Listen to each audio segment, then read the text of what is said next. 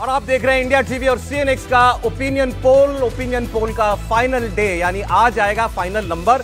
क्या मोदी सचमुच 400 पार कर लेंगे?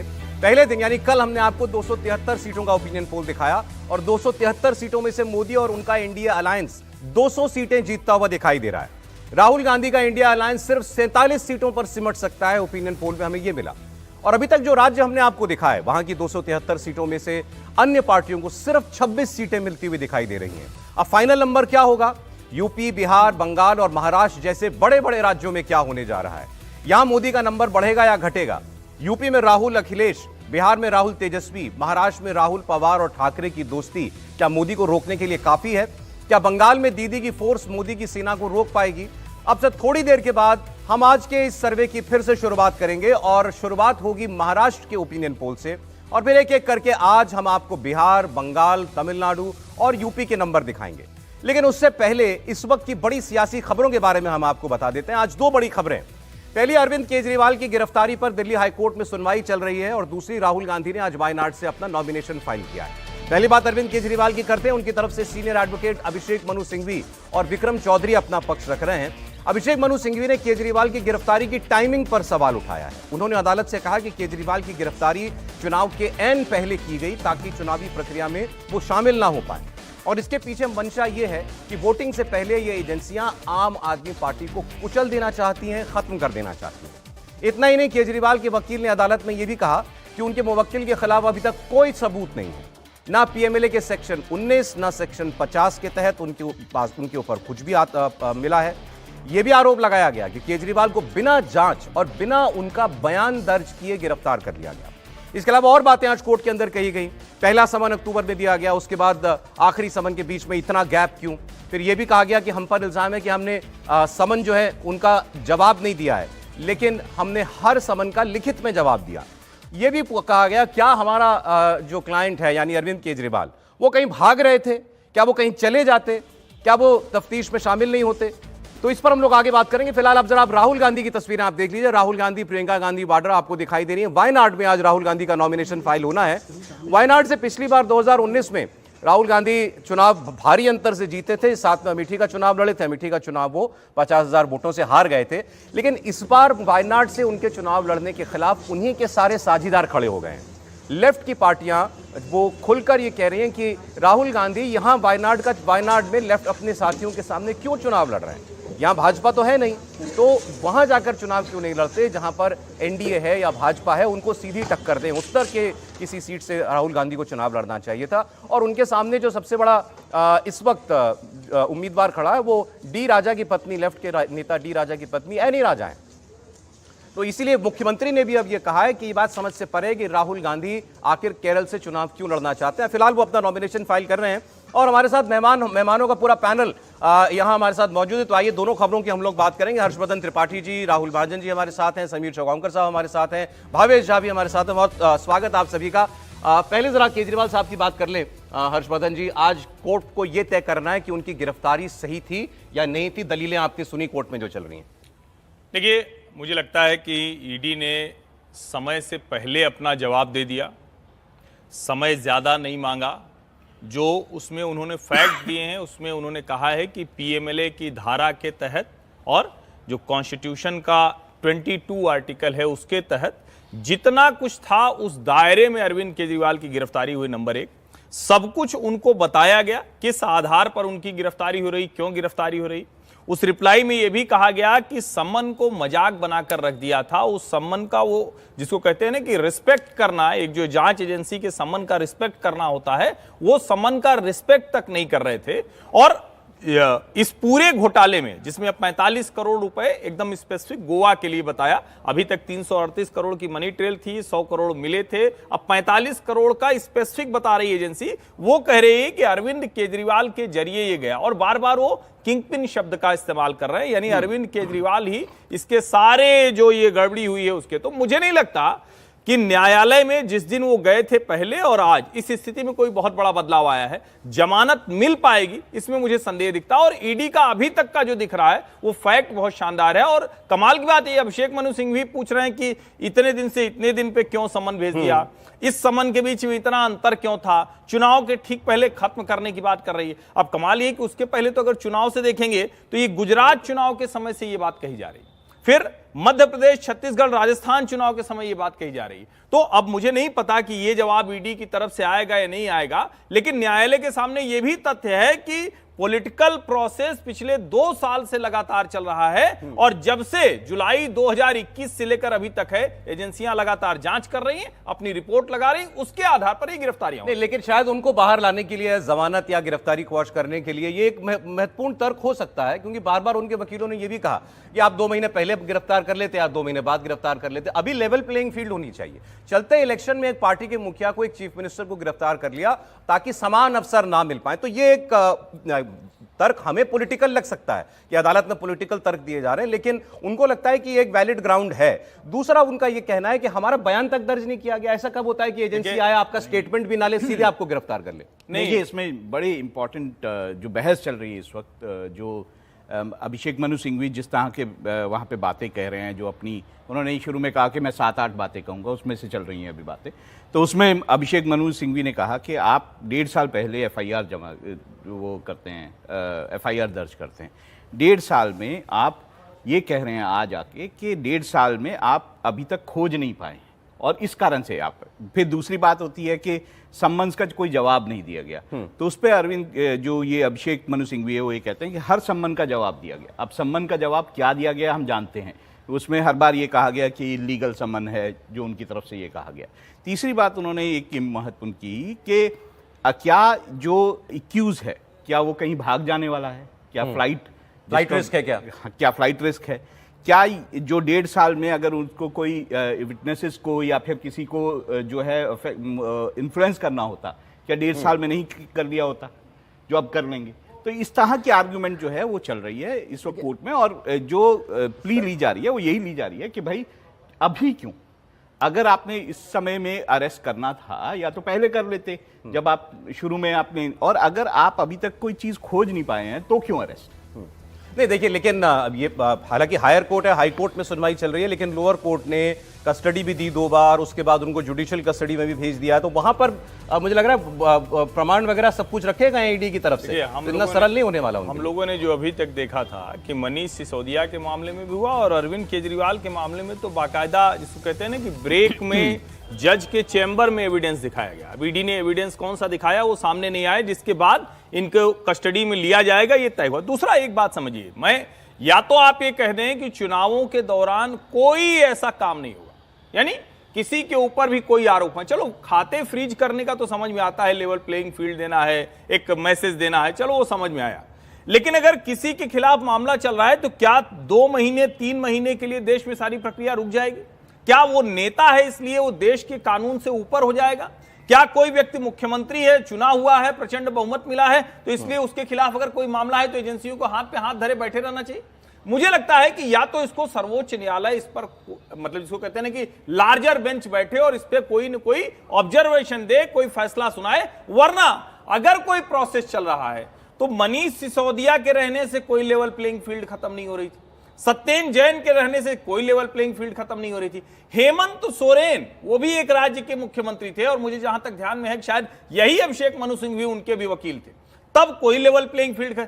अरविंद केजरीवाल में ऐसा क्या हो गया कि पूरी दुनिया में आग लग गई? अरविंद केजरीवाल में ऐसा क्या हो गया कि अमेरिका से लेकर जर्मनी तक सब अचानक एकदम चौकन्ने हो गए कि नहीं एकदम लोकतंत्र गड़बड़ हो गया, सारी चीजें गड़बड़ हो गई? मुझे लगता है भारत की डेमोक्रेसी को, भारत के लोकतंत्र को इस तरह से अंडरमाइन करने की कोशिश नहीं करनी चाहिए। न्यायालय के सामने फैक्ट होंगे, वो उसके आधार पर फैसला सुनाएगा। और जहां तक जनता की बात है, जनता तो इसी देश में कहा जाता था ना, जेल भेज के देखो सहानुभूति मिलेगी, प्रचंड बहुमत से जीत जाए। क्या हुआ भैया, अब सहानुभूति नहीं मिलती क्या? वो नेता ही क्या जो जेल नहीं गया। हाँ, कहते थे ना कि नेता जेल गया तो मेडल लग गया, बैज लगा के आएगा, वो तो और बढ़िया से जीतेगा। अब क्या हो गया, नेताजी के लेवल प्लेइंग फील्ड नहीं मिल रही। नहीं, अब नेताजी, ये वाले नेताजी बाहर आने दीजिए, देखिए फिर कैसे नहीं बदले हुए आते हैं। अंदर रहने देखिए, कल मैंने कहा था, मैं तो बार बार कह रहा हूं कि अरविंद जी भारतीय राजनीति की सबसे अलग शख्सियत है, ये तो मैं बार बार कह रहा हूं। अच्छा, आपने जिक्र कर दिया अभी वो खाते फ्रीज वाला मामला कांग्रेस का है, राहुल गांधी का नॉमिनेशन चल रहा है। दोनों खबरों पर हम लोग साथ साथ बात करते रहेंगे व्यूअर्स। दोनों बड़ी खबरें आज की। अरविंद केजरीवाल पर फैसला आएगा और अगर उनको राहत मिल गई, मतलब अगर उनको बाहर आने के लिए आदेश हो गया तो समझिए कि राजनीति में एकदम से उबाल आ जाएगा। राहुल गांधी की जरा थोड़ी सी हम लोग बात कर ले। मैंने आपको बताया वायनाड में वो इलेक्शन लड़ रहे हैं और उनके साथी जो हैं इंडिया गठबंधन के, उन्हीं को ये रास नहीं आ रहा है कि आखिर राहुल गांधी यहाँ क्या करने के लिए आए हैं। दूसरा, 19 से अब तक का फर्क यह, वहां 2 सीटों पर वो चुनाव लड़े थे। अमेठी से लड़ते ही आ रहे थे तो लड़े ही थे, लेकिन उनको पता लग गया था कि यहाँ मामला इस बार टाइट है, तो वायनाड चले गए। और वायनाड को कोई कुछ भी कहे, सेफ सीट थी, इसीलिए राहुल गांधी वायनाड से लड़े। वहां का कॉम्बिनेशन जो है, डेमोग्राफी ऐसी है कि 50% आबादी जो है मुस्लिम और क्रिश्चियन की है, तो वहां वो बिल्कुल सेफ थे। इस बार भी वो सेफ ही, उनका चुनाव कहीं से फंसा हुआ नहीं है। बाकी भावेश आपको अभी ज्यादा बता देंगे। लेकिन अमेठी में इस बार अंतिम वक्त तक फैसला ही कांग्रेस पार्टी नहीं कर पा रही है कि राहुल गांधी लड़ेंगे नहीं लड़ेंगे तो इनकी जगह कौन लड़ेगा। हमने एक बीच में कई अफवाहें सुनी कि प्रवक्ताओं को वहां से लड़ाने की बातें की जा रही हैं, लेकिन राहुल गांधी यूं छोड़ देंगे अमेठी को, सस्पेंस में डाल देंगे, ये कौन सोच सकता था, और वो इस बार हो रहा है। समीर जी, देखिए, राहुल गांधी ने सिर्फ अमेठी सीट नहीं छोड़ी है, राहुल गांधी ने पूरी कांग्रेस पार्टी को छोड़ दिया है। एक सीट छोड़ के अगर वो वायनाड चले जाते हैं और पूरे देश के अंदर कांग्रेस का संगठन मजबूत करते हैं, अच्छे उम्मीदवार देते हैं, इंडिया गठबंधन के सहयोगी को जोड़ के रखते हैं, नीतीश कुमार को जोड़ के रखते हैं, तो लगता है कि राहुल गांधी ने भले अमेठी छोड़ी है, वो कांग्रेस को भी विपक्ष को भी जोड़ के रख रहे हैं और कांग्रेस को भी मजबूत कर रहे हैं। राहुल गांधी ने सिर्फ अमेठी नहीं छोड़ी, पूरी पार्टी को छोड़ा। और देखिए, वायनाड से लड़ने की बात है, भले ही उनके सहयोगी दल कम्युनिस्ट पार्टी बोले कि राहुल गांधी अमेठी से क्यों नहीं लड़ते, उत्तर भारत से क्यों नहीं लड़ते, जहां मोदी को उन्हें चुनौती देना, जहां भारतीय जनता पार्टी बहुत मजबूत है। देखिए, ये सब जानते हैं कि राहुल गांधी और सोनिया गांधी रायबरेली और अमेठी के बाहर कभी निकले नहीं है। यही 2 एक गढ़ था। अमेठी से राहुल गांधी की हार सुनिश्चित थी और उस हार के बदले एक जीत लेने के लिए वो वायनाड चले गए थे, जहां वो पार्टी सब सुनिश्चित थी कि यहां से राहुल गांधी निश्चित रूप से जीतेंगे। और 65% वोट राहुल गांधी को 2019 में वायनाड से मिले थे, तो ये बताता है कि वहां पर उनकी जीत सुनिश्चित थी। राहुल गांधी पिछले 5 साल में किसी क्षेत्र में उन्होंने काम नहीं किया, न उत्तर प्रदेश में गए, न अमेठी में गए। और अमेठी और रायबरेली की तो यह हालत है कि कांग्रेस पार्टी अभी तक वहां किसे उम्मीदवार बनाएगी यह तय नहीं कर पा रही है। तो यह तय था कि राहुल गांधी अमेठी में नहीं लौटेंगे, वायनाड से चुनाव लड़ेंगे। और मुझे लग रहा है उसी आधार पर उन्होंने अमेठी से नहीं आएंगे ये। निश्चित रूप से राहुल गांधी अब अमेठी में नहीं आएंगे। अगर आना होता तो पार्टी इसके पहले बहुत पहले घोषणा कर देती, या प्रवक्ता इस बात के संकेत दे देते, या राहुल गांधी अमेठी कम से कम 2 से 4 दिन दौरा करते, प्रियंका गांधी अमेठी जाती, पार्टी को कि बड़ा कार्यक्रम वहां होता। मुझे लग रहा है कि सीधा सीधा संदेश है कि राहुल गांधी अब अमेठी नहीं जाने वाले। राहुल गांधी ने, लेकिन वायनाड में तो कोई दिक्कत नहीं होने जा रही है उनको ना, वायनाड तो सेफ ही है उनके लिए। वायनाड से निश्चित रूप से कोई दिक्कत नहीं है, भले ही कम्युनिस्ट पार्टी कितनी कोशिश कर ले। वायनाड से राहुल गांधी बहुत कंफर्टेबली जीत रहे हैं। पिछली बार 65% वोट मिला था, इस बार भी 50% से ज्यादा वायनाड का क्या समीकरण दिख रहा है आपको? बीजेपी ने यहाँ अपने पूर्व अध्यक्ष को उतारा है, शायद के सुरेंद्रन को उतारा। वैसे बहुत कद्दावर नेता है, केरला में बीजेपी को खड़े करने में उनका बहुत बड़ा योगदान है। आपने देखा होगा पिछले लोकसभा चुनाव में भी बीजेपी केरला के लगभग 7 सीटों पे 15 से 35% के वोट शेयर लाई थी, तो उनका योगदान है। लेकिन उस पर्टिकुलर सीट पे देखिए, उसका social back equation Rahul Gandhi के फेवर में जाता है। लगभग वहाँ पे 50% से ज़्यादा मुस्लिम कम्युनिटी है, फिर क्रिश्चियन है, तो वहाँ पे बीजेपी बहुत ज़्यादा कुछ कर नहीं सकती।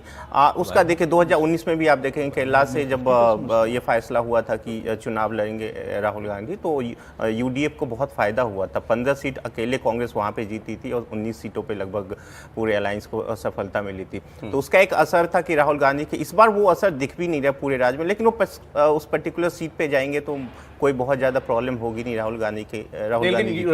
कांग्रेस का ग्राफ तो डाउन हो रहा है केरल में पिछली बार से ना, बिल्कुल हो रहा है। आप देखेंगे जिस केरल की बारे में ये हिस्टोरिकल डेटा ये था कि एक बार हर ऑल्टरनेट पे सरकार बदलती है, वहाँ पे भी आप देखिए लेफ्ट की सरकार रिपीट हुई थी। बिल्कुल 2021 में सरकार रिपीट हुई थी। तो कांग्रेस का 2019 में जो परफॉर्मेंस था वो जस्ट इसीलिए था क्योंकि वहाँ पे ये हो गया था कि राहुल गांधी एक बड़े फेस बन के उभरे। उस टाइम एक उन्होंने बहुत एक्सेप्टेबल फेस थे अपोजिशन के लिए कि वही चैलेंज कर रहे थे, तो उसका उनको फायदा मिला था उस पर्टिकुलर सीट पे भी और पूरे केरला में पूरे यूडीएफ। लेकिन आपको कहीं से नहीं लगता कि अगर बीजेपी वहां पर अच्छी लड़ाई लड़ ले और लेफ्ट तो सामने है ही, तो वोटों का बंटवारा कुछ इस तरीके से हो कि शायद और कुछ नहीं तो मार्जिन ही डाउन हो राहुल गांधी का? मार्जिन तो जरूर डाउन होगा क्योंकि दोनों जो कैंडिडेट है वो बहुत कद्दावर है। जैसे हमने कहा कि डी राजा की वाइफ है वो भी बहुत कद्दावर नेता है, उसके बाद जो के सुरेंद्र वो भी बहुत कद्दावर नेता है, तो मार्जिन तो जरूर डाउन होगा। और पूरे केरला में भी जैसे हम लोग पहले बार बार बात करें कि बीजेपी सब बहुत अच्छी लड़ाई लड़ रही है, उसके बहुत सारे रीजंस भी है। केरला में हम लोग बहुत ज़्यादा ध्यान देते, फोकस नहीं देते, लेकिन वहाँ पे एक अलग तरह का कैंपेन चल रहा बहुत 4-5 सालों से। एक जब आप नॉर्थ इंडिया में देखेंगे तो लव जिहाद, वहाँ पे भी एक अलग टाइप का कैंपेन चलता है। कासा करके एक ऑर्गेनाइजेशन है, उसका मैनिफेस्टो देखे, आरएसएस का मैनिफेस्टो देखे, दोनों का मैनिफेस्टो लगभग सेम है। दूसरी तरफ बीजेपी ने भी बहुत वर्क किया, जो क्रिश्चियन माइनॉरिटी है उसको बहुत अप्रोच करने की कोशिश की। आपने देखा होगा, बार बार ये तस्वीर देखा होगा कि प्राइम मिनिस्टर क्रिश्चियन कम्युनिटी के बड़े लोगों के साथ मिलते हैं, मीटिंग करते हैं, तो वो उसी का हिस्सा है। दूसरी तरफ आप देखें बीजेपी ने वहाँ पे बहुत स्मार्टली जो टिकट डिस्ट्रीब्यूशन भी बहुत अच्छा किया, 6-7 सीटों पे बहुत अच्छा टिकट डिस्ट्रीब्यूशन बीजेपी ने किया। जैसे त्रिवेंद्रम जैसे सीट, त्रिवेंद्रम वाली सीट पे देखेंगे उनको बहुत अच्छा फाइट दे रहे हैं वो। उसके बाद हम लोग बार बार बात करें पथानमथिट्टा, हालांकि वो क्रिश्चियन डोमिनेटेड सीट है, लेकिन क्योंकि वो उसी पार्टी से निकले हैं, कांग्रेस पार्टी से निकले हुए हैं अनिल एंटनी, तो वो एक बहुत बड़ी सेंध लगा रहे हैं उसका एक है। दूसरी बात 2019 में बीजेपी वहाँ पे उस पर्टिकुलर सीट पे बहुत अच्छा परफॉर्म की थी, तो ये कुछ गिने के चुने सीटें हैं जिसपे बीजेपी अच्छी परफॉर्म। एक कमेंट सर, राहुल गांधी पर नॉमिनेशन कर रहे हैं। राहुल गांधी आज वहां नामांकन कर रहे हैं, सीपीआई की एनी राजा भी कर रही हैं, सीपीआई के महासचिव डी राजा की पत्नी है।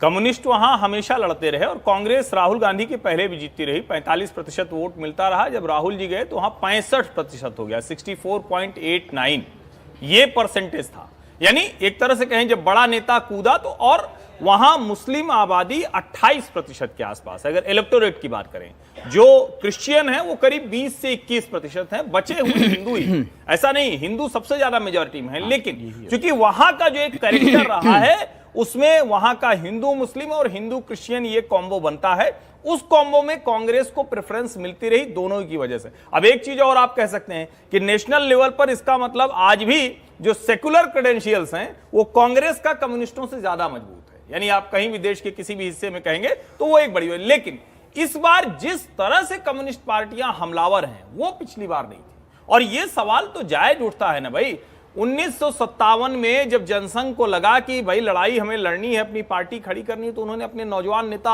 अटल बिहारी वाजपेयी को भेज दिया बलरामपुर लड़ने के लिए।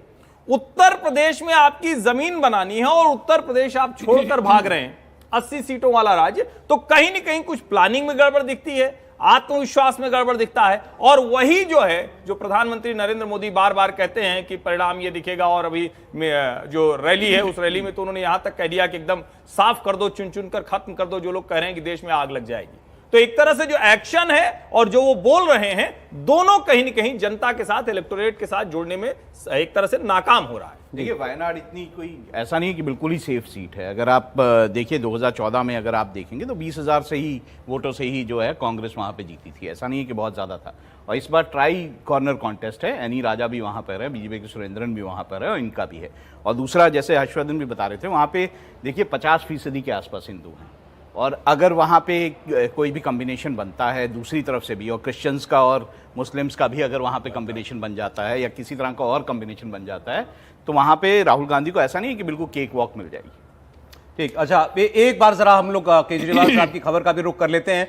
देखिए कोर्ट के अंदर फिर एक बार ये भी दलील दी गई है, हर बार ये बात तो उनके वकील कहते ही हैं कि हमको फंसाने के लिए जो बयान दिलवाए गए वो उन नेताओं के बयान हैं जो जिन्होंने शुरुआत में कभी हमारा नाम नहीं लिया, लेकिन जब इनकी बेल नहीं हो रही थी उसके बाद बेल लेने के लिए इन लोगों ने केजरीवाल का नाम लिया और उसके बाद उन लोगों को तुरंत जो है बेल भी मिल गई और सबको मेडिकल ग्राउंड पर बेल दे दी गई। तो ये बात फिर उनके लिए कही गई है। तो बस देखना हमको ये कि अरविंद केजरीवाल पर जो बड़ा फैसला है कब आता है जी? नहीं, अरविंद जी की वो वाली जो बातें वायरल होती हैं कि ऐसे थोड़ी ना होता है, सोनिया गांधी को पकड़ो 2 दिन इंटरोगेट करो, देखो सब बोल देंगी।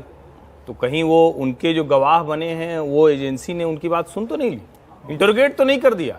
ये भी बड़ा सवाल है ना, क्योंकि बोलता कैसे, तुरंत तो कोई नहीं बोलता है ना। आप सामान्य से चोर को भी थाने में ले जाया जाता तो कहता है क्या भैया कि हमने पर्स मार ली, कहता ना हमारे पास है ये नहीं। तो कहीं फिर 2-4 लाठी पड़ती है, 2-4 डंडा पड़ता है, कहीं बताता है संजय सिंह को भी आज बाहर आना है, ये भी खबर हमारे दिमाग में रहे।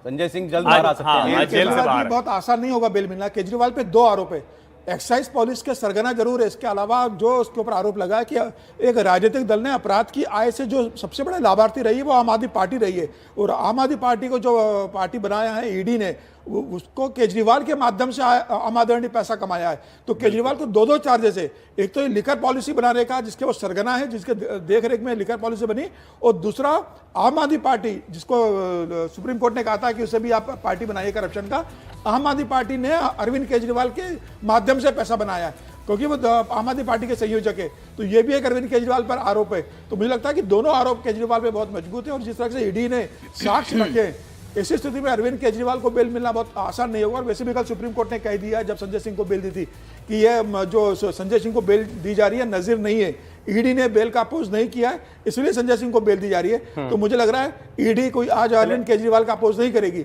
ईडी ने तो कह दिया है कि 15 अप्रैल तक या कस्टडी में हम इनकी रिमांड बीच में ले सकते हैं। तो यह तय है कि अरविंद केजरीवाल को आज हाईकोर्ट से कोई राहत नहीं मिलने वाली है। उन्हें किसी भी तरह की राहत चाहिए तो उन्हें सुप्रीम कोर्ट का रुख करना पड़ेगा। जहां वो अभी तक गए नहीं है, आज उसके बाद ही जाएंगे, हाईकोर्ट का निर्णय आने के बाद ही वो सुप्रीम कोर्ट में जाएंगे। सुप्रीम कोर्ट अपनी गिरफ्तारी से बचने के लिए गए, वापस आ गए थे। उन्होंने मेंशन नहीं किया, फिर कहा कि जाइए आप जो बेंच बैठी हुई है वहां जाइए, लेकिन वहां भी आपको नियम से आना पड़ेगा, आपको हम वीआईपी ट्रीटमेंट नहीं दे सकते हैं। कानून की नजर में आम आदमी और मुख्यमंत्री एक बराबर है, तब उनको वापस लौटना पड़ा और फिर उन्होंने वापस ले ली थी। तो अरविंद केजरीवाल पर फैसला आ जाएगा। देखिए अरविंद केजरीवाल को राहत मिलती हो तो बहुत बड़ी खबर हो जाएगी ये, लेकिन अगर एक बार फिर जैसा लोअर कोर्ट में हो चुका है, अरविंद केजरीवाल के लिए आज कोई अच्छी खबर नहीं आती है, तो आप अभी जो टेम्पो बना हुआ देख रहे हैं राजनीति में वो चलता रहेगा। आम आदमी पार्टी रोज प्रेस कॉन्फ्रेंस करके नए नए आरोप लगाती रहेगी। आज संजय सिंह बाहर आएंगे, वो जरूर जोर शोर से इस मुद्दे को उठाएंगे।